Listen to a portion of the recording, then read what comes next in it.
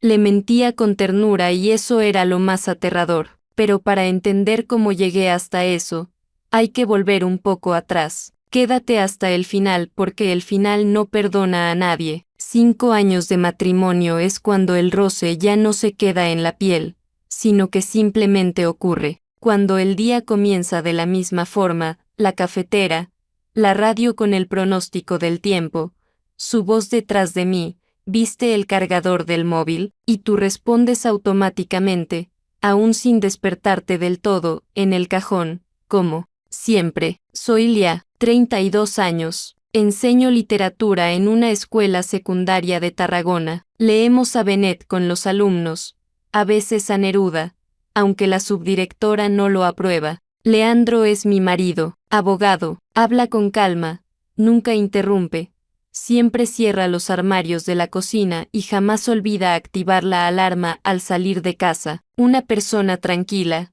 meticulosa, a su lado me siento segura, pero últimamente me pregunto, ¿es seguridad o estancamiento? Hace tiempo que queremos tener un hijo, más bien yo hace tiempo que quiero. A él el deseo le llegó tras análisis, gráficos y fracasos. No lo culpo, simplemente, se lo toma como si fuera trabajo, con cautela, por etapas, sin emociones de más. Yo, en cambio, cada vez imagino un cuarto con paredes amarillas, una pila de libros para leer en voz alta y esos pequeños, aún inexistentes deditos que me aprietan el corazón. El único lugar donde podía volcar todo esto era nuestro cuaderno, tapa de cuero, marrón oscuro, regalo de Leandro en nuestro segundo año de matrimonio. Lo llamamos el archivo. En él hay de todo, notas, poemas inconclusos, recuerdos de vacaciones, chistes que solo nosotros entendemos. Antes lo dejábamos abierto como una invitación.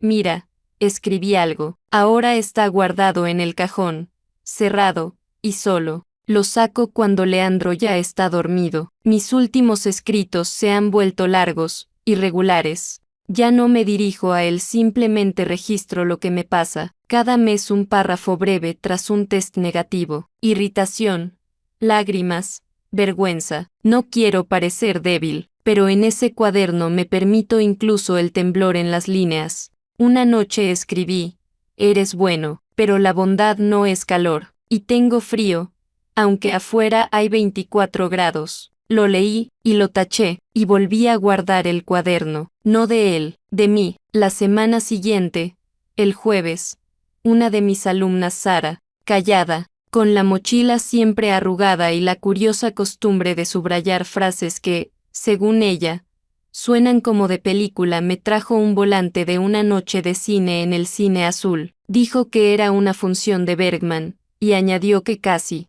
no quedaban entradas. Pero a usted le gustaría, señora. Fuira, no porque fuera fanática de Bergman, no porque quisiera ver una película antigua en pantalla grande, sino simplemente porque esa noche Leandro trabajaba hasta tarde. La casa estaba demasiado silenciosa, y por segunda vez en la semana había abierto el cuaderno para escribir algo, y no pude. El Cine Azul, un lugar pequeño, casi íntimo, donde las butacas crujen con cada movimiento y en lugar de palomitas venden almendras caramelizadas. Me senté cerca de la última fila, con una taza de café en las manos, porque justo había refrescado, y esos sorbos me daban al menos cierta sensación de estar presente. A mi lado se sentó un hombre, mayor que yo por unos 10 años, con una bufanda de lana cara, pero cigarrillos visiblemente baratos. El olor era fuerte, algo dulzón, como el de los bares viejos cerca de la estación. Saludó, se sentó sin apuro, miró la pantalla y luego me miró a mí. No entendí de inmediato que era Santiago, el nuevo jefe del departamento de literatura en la escuela. Nos habíamos cruzado unas cuantas veces, pero rápido, de forma superficial, algunas palabras en el pasillo, un saludo en una reunión docente, mera formalidad. Era ese tipo de exprofesores universitarios que saben un poco demasiado sobre Pessoa, citan a Borges más de lo necesario, pero saben mirar a los ojos como si fueras un texto que quieren leer despacio. Después de la película, no se levantó. enseguida como los demás. Yo tampoco. Empezamos a hablar no sobre Bergman, sino sobre por qué todos sus personajes son tan callados. Dije que había algo forzado en ello, que la vida no siempre calla, a veces solo hace ruido de otra forma. Él respondió, eres una intelectual ingenua, pero eso no es malo, una especie rara, y sonrió sin los ojos. Su sonrisa vivía a la altura del cuello, más honda de lo que corresponde a un profesor. Me reí, un poco desconcertada, un poco de verdad, y noté que no apartaba la mirada, ni siquiera cuando dejé de hablar. Y en ese momento no fue algo grande ni dramático, pero en ese momento sentí que él me veía de otro modo, más allá del cargo,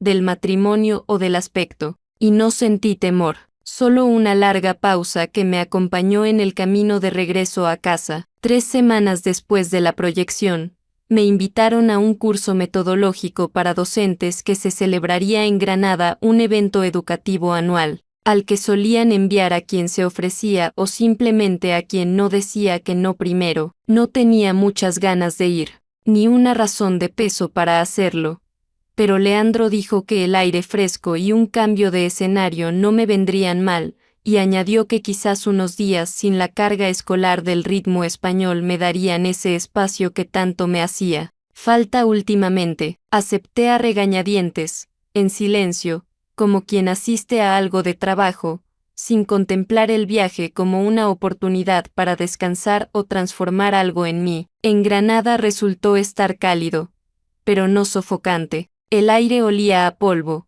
a viejas paredes de piedra y a café servido no por costumbre, sino por necesidad para pensar. Me alojé en el Hotel Carmen, que tenía un patio interior con naranjos, grandes ventanas con cortinas blancas y paredes demasiado delgadas. En la primera clase nocturna vi a Santiago. Él, igual que yo, había elegido el curso optativo de escritura creativa, aunque yo estaba segura de que él optaría por algo más clásico, algo sobre estructura narrativa, o el impacto de la estética poscolonial en los programas escolares. Después del primer día no nos separamos enseguida, nos quedamos bebiendo vermut en la terraza, al principio hablando de pedagogía, de lo difícil que es hoy mantener la atención de los alumnos, especialmente cuando está disuelta entre el ruido de fondo de los teléfonos y la indiferencia de los padres. Luego hablamos de otras cosas, no de los alumnos, ni del trabajo. Alrededor de la tercera hora de conversación,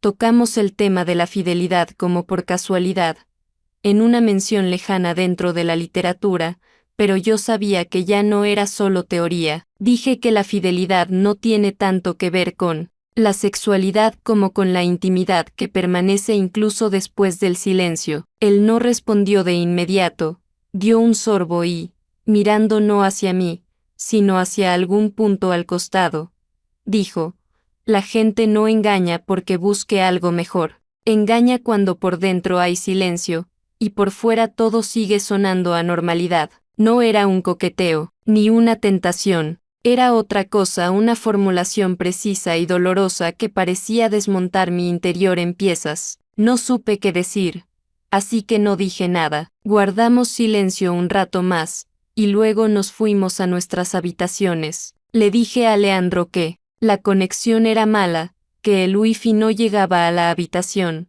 que estaba cansada, pero todo estaba bien. No me hizo preguntas, confiaba en mí, y eso fue lo más difícil. Tras regresar de Granada, todo parecía exactamente igual que antes, los mismos alumnos, la misma distribución de las clases, la misma máquina de café en la sala de profesores, incluso el clima seguía siendo estable, como si la misma Tarragona quisiera confirmar mi idea de que nada había cambiado, que el viaje fue simplemente una comisión de trabajo y que una persona no cruza una línea si no la nombra en voz alta. Pero dentro de mí se instaló una sensación distinta, una que no tenía forma ni un origen claro, pero que insinuaba su presencia constantemente como si hubiera traído algo conmigo de esa ciudad. Algo invisible pero latente, como el polvo en una bolsa tras un viaje, que ya no se puede sacudir.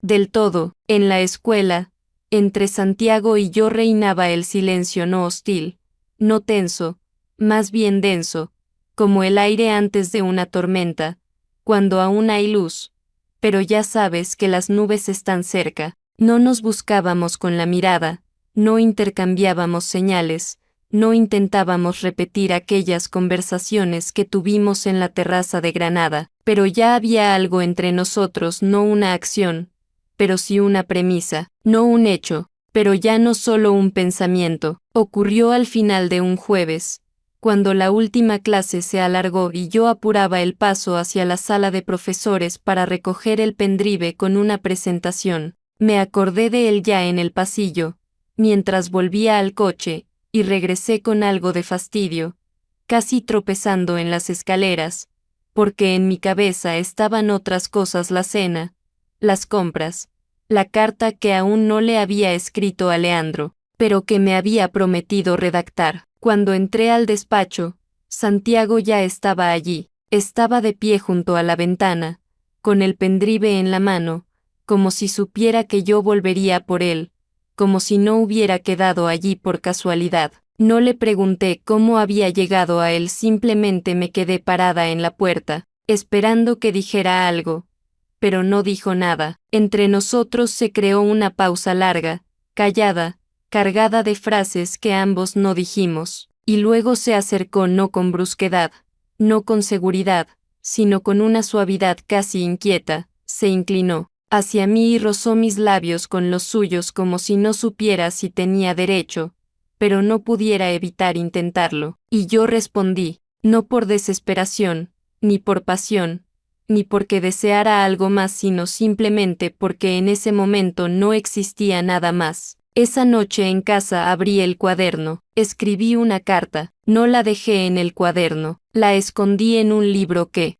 nunca leo, y me dormí con la sensación de que ya no soñaría nada más. Un mes después, ya en septiembre, la ciudad se preparaba para el Festival Literario, un evento anual que, para la mayoría de los docentes, era una formalidad.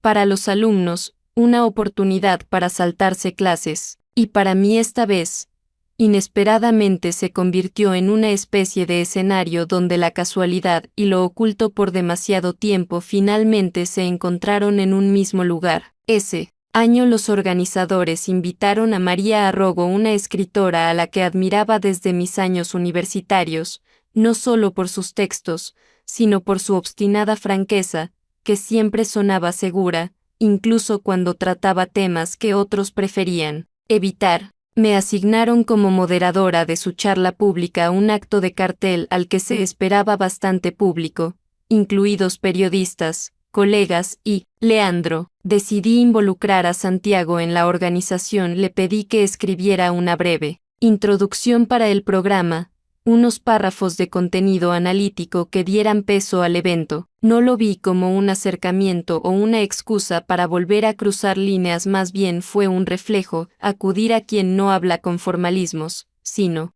con palabras que te obligan a pensar. Pero cuando aceptó, entre nosotros volvió a aparecer ese silencioso saber más de lo necesario. El día del evento me puse un vestido que Leandro me había comprado hacía tiempo, de tela suave, color sobrio, y que siempre le provocaba una sonrisa. Esta vez también sonrió, aunque no con la misma sinceridad de antes, más bien mecánicamente, como si estuviera obligado a notar algo. Se sentó en la primera fila, junto a la directora del colegio, con las manos entrelazadas sobre las rodillas, como solía hacer cuando intentaba no mostrar que estaba nervioso. La charla duró poco más de una hora, y todo transcurrió con fluidez. Yo hacía preguntas, Arrogo respondía con la misma firmeza con la que escribía, el público escuchaba con atención, e incluso Santiago, que estaba sentado a la izquierda,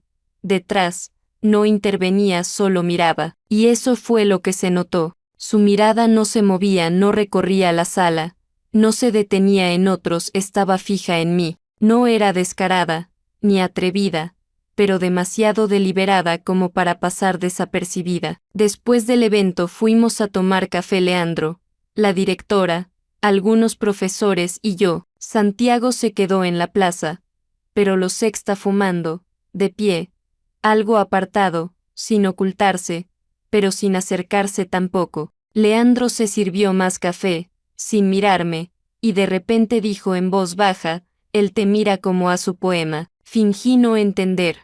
Pero añadió, esto es solo una colaboración profesional, ¿verdad? Entonces asentí, no porque fuera verdad, sino porque no tenía otra respuesta que no destruyera todo al instante, y entonces dijo algo que dolió más que cualquier acusación directa. ¿Todavía me escribes cartas? ¿O ya se las escribes a él? No respondí, no por miedo, por vacío. Sentí que aunque dijera sí o no, el sentido sería el mismo. Yo ya no estaba donde creía estar. El foro educativo de otoño en Valencia estaba programado desde el verano, y cuando la directora del colegio me entregó la confirmación de participación, lo acepté casi automáticamente, no como un acontecimiento, ni como una oportunidad o una fuga, sino como otro eslabón en esa cadena de obligaciones profesionales a las que hace tiempo aprendí a no resistirme. Leandro y yo hablamos del viaje sin entrar en detalles. Me deseó buen camino. Preguntó si había llevado el cargador, si iba a comer algo en la estación, y como siempre, me recordó que le escribiera al llegar, aunque sabía que no lo olvidaría. Hice la maleta de nuevo con rapidez sin prestar demasiada atención a las cosas, como si no empacara a mí misma, sino a una sombra que durante unos días iba a cambiar de entorno. El foro tenía lugar en el centro de la ciudad, en una gran sala de conferencias con suelos laminados, bolígrafos con logotipos y un bufé diario donde las manzanas compartían espacio con folletos sobre educación inclusiva. Me alojaba en un hotel pequeño, cercano, con pasillos estrechos que olían a productos de limpieza y ventanas que daban a un callejón donde por las noches se reunían estudiantes con guitarras. No busqué a Santiago. Él había mencionado que quizá asistiría al foro, pero cuando vi su nombre en la lista de participantes, no me dije nada, solo sentí un movimiento interno, como un golpe sordo que se siente antes de entender por qué. No acordamos ningún encuentro. Yo sabía el nombre de su hotel, lo había mencionado de pasada en Tarragona, en algún contexto de trabajo. La noche del tercer día, me envió un mensaje, solo una foto, un libro sobre una almohada, sin texto, sin invitación, sin exigencia, y no lo pensé. Fui a... El pasillo del hotel parecía vacío. La puerta de la habitación 405 estaba entreabierta unos centímetros, como si ni siquiera la cerradura quisiera interponerse. Entré sin mirar atrás. No dijimos nada de más. Nos quedamos, los dos, en un espacio demasiado silencioso como para esconder algo, pero lo bastante cerrado como para que todo pudiera pasar. No fue pasional, ni caótico, ni de película, no había nada cinematográfico en ello.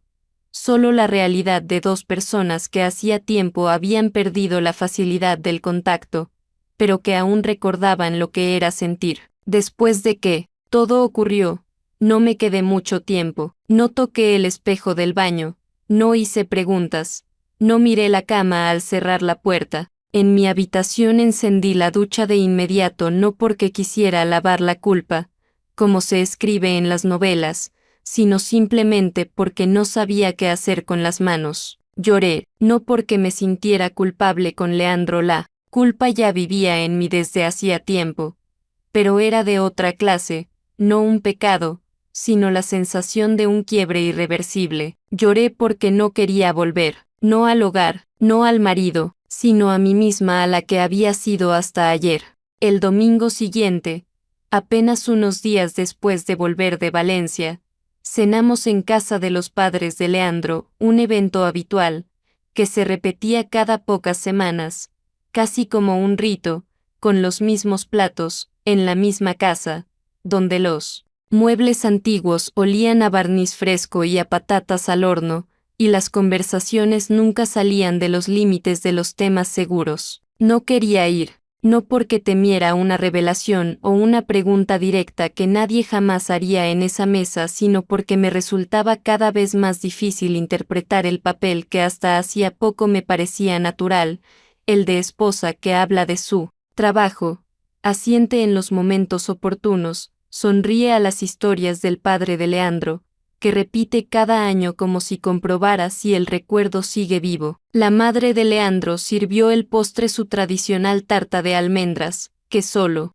preparaba para ocasiones importantes, y me miró con una expresión demasiado directa para su habitual contención. Dijo: «Has cambiado, tu risa suena diferente». Le respondí que últimamente me sentía muy cansada, que había muchas clases, mucha preparación, que era un periodo complicado en la escuela. Ella asintió, pero no me creyó. Lo supe no por sus palabras, sino por su silencio. Era demasiado atento. Leandro estaba a mi lado, sostenía una cucharilla, mezclaba el helado con mermelada y hablaba sobre un viaje a Bilbao que, supuestamente, llevábamos tiempo planeando. Decía que había encontrado buenos hoteles, que en otoño había menos turistas, que sería el momento perfecto para estar juntos, cambiar de ambiente, relajarnos un poco. Yo lo escuchaba, asentía, sonreía, incluso añadía algún comentario, para no parecer ausente, pero dentro de mí, volvía a sonar aquella frase de Santiago, dicha en Granada, como si fuera la primera vez: no te mientas a ti más tiempo del que le mientes a otros. Esas palabras no tenían destinatario cuando fueron pronunciadas, fueron más bien una observación arrojada al aire, irónica, casual, pero ahora vivían en mí con la precisión de un bisturí, y cuando Leandro me tocó la mano para subrayar algo en su relato, reaccioné con retraso, no por rechazo, sino porque mi tacto ya no sabía cómo ser sincero cuando cerca había alguien que te ve por completo, pero no sabe a quién está viendo. Puse la servilleta sobre las rodillas, tomé otro sorbo de vino y pensé que el papel también es una forma de fidelidad, pero la más aterradora de todas, porque con el tiempo deja de ser un juego. Pasaron poco más de 3 semanas desde Valencia, y los días se estiraban con lentitud, no porque hubiera cambiado algo en el ritmo exterior, la escuela, los alumnos, corregir cuadernos, las compras de la tarde, sino porque dentro de mí había aparecido una sensación nueva, tenue, que no me permitía olvidar que mi cuerpo ya no era solo mío, sino algo aparte, algo que empezaba a transformarse sin mi permiso. Al principio fue el cansancio, no el de una semana laboral, sino uno extraño, extendido en los músculos, que permanecía de la mañana a la noche. Luego, el olor del café, que de repente me resultó fuerte, desagradable, aunque lo había tomado cada día durante los últimos 15 años. Después una ligera náusea en el transporte, una sensibilidad pulsante en el cuerpo, un retraso que intentaba no contar, porque ya había creído en vano tantas veces que no habría soportado otra caída. No quise hacerme el test de inmediato, en parte por miedo, en parte por una esperanza que quería estirar un día más, 2, un poco más. Pero cada mañana el cuerpo hablaba más fuerte, y el domingo, después de la cena en casa de mi suegra, cuando al llegar volví a sentir una leve ola de náusea por el simple olor del jabón en las toallas, ya no pude postergarlo más. Me quedaba una prueba. La había guardado desde el verano, no como un plan, sino como el resto de una esperanza que no se dice en voz alta. La saqué al amanecer, cuando Leandro aún dormía. En el baño estaba oscuro y no encendí la luz, solo la lámpara del pasillo. Cuando las líneas aparecieron, no de inmediato, pero sí bastante rápido, simplemente me senté en el borde de la bañera, mirándolas como si eso le hubiera pasado a otro cuerpo, no al mío, y solo después de un minuto largo, desigual, comprendí que tenía en las manos no solo un test, sino aquello que habíamos estado esperando juntos casi 4 años. No lloré, no me alegré de inmediato, pero no pude apartar la mirada. Era como si la realidad se acercara lentamente a mí, y yo aún estuviera quieta, sin alcanzar a adaptarme a su llegada. Volví al dormitorio. Puse el test sobre la almohada y simplemente me acosté a su lado. Leandro se despertó solo, unos minutos. Después, vio el test, se quedó mirándolo largo rato, como si no creyera lo que veía. Luego me miró, y no dijo nada, solo me abrazó, fuerte, con esos brazos en los que hacía tiempo no sentía calor verdadero. Su abrazo no fue cuidadoso, ni formal, me apretaba con una alegría como si yo le hubiera dicho que había salvado el mundo. Pegó su frente a la mía y susurraba cosas que apenas entendía. Lo conseguimos, lo logramos.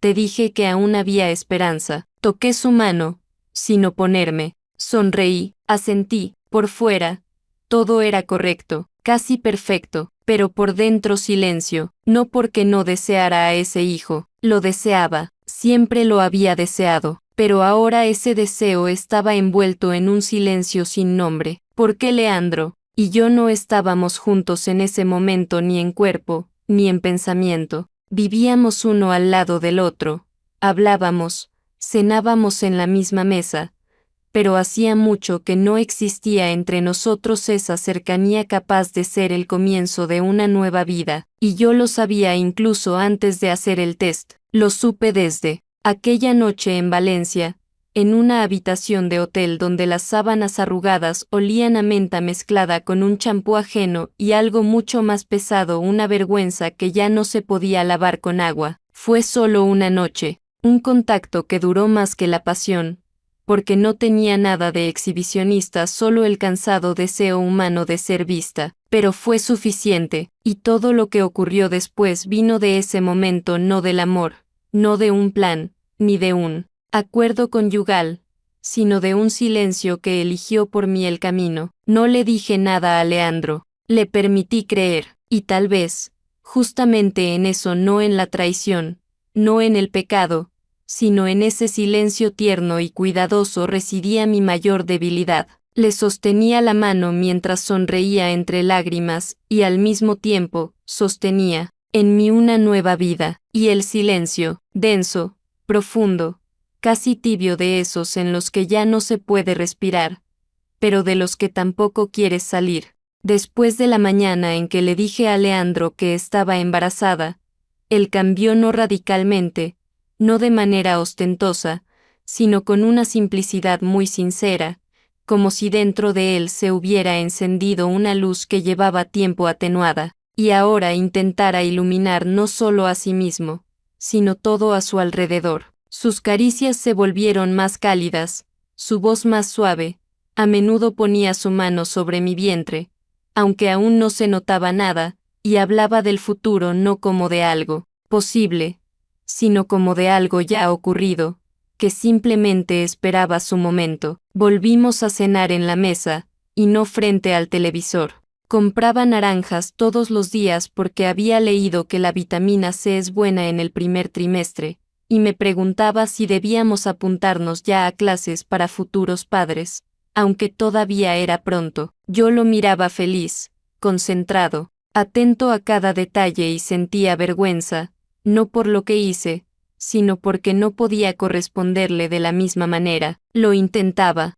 de verdad lo intentaba. Aprendía a alegrarme con él, a ser cariñosa, a compartir los temores que se espera que una mujer confiese en esa situación. Incluso bromeé una noche diciendo que el bebé seguramente ya estaba leyendo, porque solo me apetecía silencio y libros. Reímos juntos, pero la risa dejaba un leve regusto, como tras un vino demasiado dulce, agradable al principio, amargo en el fondo. Leandro propuso ver a una especialista, para entendernos aún más antes de esta nueva etapa, como él lo formuló, y yo, sin argumentos ni energía para negarme, acepté. Visitamos a una terapeuta que desde el primer minuto hablaba con una voz hecha de manuales y libros sobre cercanía emocional. Hacía muchas preguntas, escuchaba, asentía, tomaba notas en un cuaderno, y en todo eso había algo correcto, lógico, absolutamente genuino por parte de él y completamente falso por parte mía. Después de la segunda sesión, Leandro trajo de la farmacia una caja enorme de suplementos, algo para el equilibrio hormonal masculino, algo con magnesio, algo con un nombre que ni él podía pronunciar. Dijo que quería ponerse en forma, porque sentía que a veces se cansaba demasiado rápido y quería ser un papá activo. Lo miré con sus esfuerzos, su fe, con esa seriedad con la que otra vez empezaba a planear vacaciones de verano, donde ahora había espacio para una persona más y dentro de mí algo se encogía. Íbamos juntos a clases de tango, cursos a los que nos apuntamos para no perder la ligereza en la relación. Lo tomaba de la mano durante un giro lento, mientras nuestro reflejo se deslizaba en el espejo de al lado, y no veía una pareja enamorada, sino a dos actores aprendiendo la coreografía de unos roles que hacía tiempo habían perdido su intuición. Proyectaba en él esta nueva figura, la del esposo atento, el padre, el compañero con una ternura que no sentía, pero que reproducía con esmero. Él merecía amor, y yo trataba de ofrecerle al menos su sombra. Le permitía hablarle a mi vientre, aunque todavía no había vientre. Reía en los momentos justos. Aprendía a vivir a su lado como si todo hubiese crecido en nosotros de forma natural, y callaba que lo verdadero no había brotado de él, ni por él, y tal vez, ni para él. Y cada noche, cuando él se dormía, yo yacía en la oscuridad, mirando al techo, preguntándome si una persona puede ser al mismo tiempo agradecida y falsa, amorosa y traicionera, cuidadosa y ajena. Y cada noche la respuesta era la misma: sí, puede. Si tiene mucho miedo de destruirlo todo. Finalmente, Alma llegó a nuestras vidas como llegan las cosas muy esperadas de forma inesperada en los detalles, pero como si siempre hubiese estado cerca. Su llegada no fue un estallido de alegría, trajo consigo un silencio, una nueva calidad de la luz, un cambio en todo lo habitual. Desde entonces, Leandro y yo empezamos a hablar distinto, frases más cortas, tonos más suaves, como si ella lo oyera todo. Él se convirtió en lo que temía que no pudiera ser, un padre, no de forma funcional de verdad. Desde el primer día la sostuvo en brazos como si supiera cómo. No preguntaba, no se alteraba, no aprendía con lentitud, simplemente lo hacía. Y cuando una noche lo sexta pasearse con ella en brazos, sin despertarme, cantando algo sin melodía alguna, sentí por primera vez en mucho tiempo como algo se apretaba bajo mis costillas, de ternura y de culpa. Intentaba vivir todo con sinceridad, pero había un límite que no podía cruzar, el que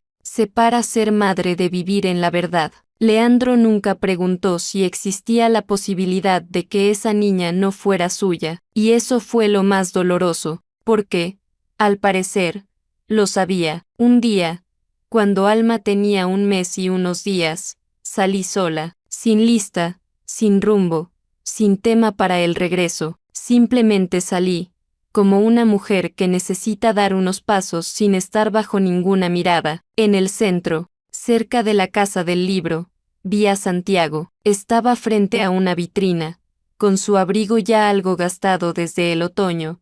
Hojeaba un libro con lentitud, como entonces antes de todo. No tenía intención de detenerme, pero mis pies dieron unos pasos más. Él me sintió al instante. Su mirada era serena, no sorprendida como la de alguien que ya había imaginado muchas veces que este encuentro era posible. «Te ves bien», dijo después de una pausa. «Me veo como alguien que no ha dormido en toda la noche», respondí. «Eso también está bien», sonrió, cansado. No dijimos, «¿Cómo estás?», no preguntamos, «¿Qué hay de nuevo?». Entre nosotros no había ni una palabra desde que, de forma abrupta y mutua, dejamos de hablarnos. Y ahora, entre los dos, había una gran pregunta que yo llevaba conmigo. Saqué el teléfono, le mostré una foto, Alma sobre una manta, mirando directo a la cámara, serena como el aire de la mañana. Él la miró, y no dijo nada enseguida, solo bajó la vista y preguntó, «¿Es?». Y yo respondí, «Sí». No me justifiqué, no expliqué cuándo, solo dejé que el hecho fuera un hecho. Él bajó los ojos, respiró hondo, y asintió. Lo imaginé, dijo. ¿Qué podía ser? Así, pero nunca estuve seguro, no supe qué responder, así que guardé silencio, y ese silencio, para mi sorpresa, no era áspero, ya no dolía, solo tenía un poco de tristeza luminosa, como después de una pérdida que nunca nombraste, pero ya has procesado por dentro. Es hermosa, dijo. Es fuerte, respondí, y se parece a ti. Esas palabras sonaron como una despedida, pero no era aún el final. Lo miré. Tú fuiste un momento muy importante, y ella, es todo lo demás. No discutió, no intentó romper esa afirmación, solo asintió, y, por primera vez, parecía no querer saber más. Nos quedamos ahí unos segundos, y me fui yo, sin mirar atrás, sin apresurar el paso, caminé, ya sabiendo que ese encuentro no era para decidir, era para poner un punto, silencioso, pero real. La vida, al parecer, volvió a entrar en ritmo, no el de antes, porque ahora, todo gira alrededor de Alma, su alimentación, su sueño, su respiración en medio de la noche, que escucho con tanta atención como si ella fuera lo único que me mantiene unida a la realidad. Leandro aprendió a ser padre con una entrega casi infantil, que al principio tomé como un mecanismo de defensa, pero con el tiempo entendí que era su verdadera forma de amar y cuidadosa, pausada, silenciosa, sin presión, pero insistente. Cuando la tiene en brazos y le leí cuentos, aunque ella aún no entienda el contenido, los miro y veo una imagen que, desde fuera, parece una historia cerrada completa, ordenada, de esas que uno podría mostrarle a alguien y decir, mira, esto es una familia, y yo casi estoy de acuerdo. Sonrío, limpio el suelo, guardo cosas pequeñas en cajones pequeños, pero dentro de mí habita otro espacio silencioso, como una habitación oscura donde todo está en su lugar, pero el aire no permite relajarse. No es culpa, ni vergüenza, es memoria, silenciosa, densa, no ruidosa, pero imposible de silenciar con el ruido del cuidado. No destruye, no exige salir, no pide confesiones, solo vive en mí, como un susurro, como una frase que empezó hace tiempo en algún punto entre el silencio de Granada y la noche en Valencia y que aún no termina, porque no le permití convertirse en palabra. A veces, cuando Leandro dice algo sobre el futuro, sobre a dónde iremos el próximo verano, a qué guardería irá Alma, qué libros deberíamos empezar a leerle, ya lo escucho y pienso que ambos merecen toda la verdad, no para cambiarlo todo, no para liberar a nadie del papel que aceptó con tanta sinceridad, sino simplemente porque el silencio entre yo y yo misma es la carga más pesada de todas. Pero no lo diré, no porque tenga miedo, ni porque quiera conservar una fachada, sino porque ese susurro se ha vuelto parte de mí, igual que la maternidad, igual que Leandro, igual que el gesto diario de arropar a los tres. Todos tenemos historias que nadie leerá hasta el final, y tal vez sean justamente esas las que mantienen a nuestras familias enteras. Ese susurro se quedará conmigo no como una sombra, sino como parte de un idioma que ya no uso en voz alta, como aquel pendrive que supuestamente olvidé en el despacho, y que, tal vez, alguien me dejó allí a propósito.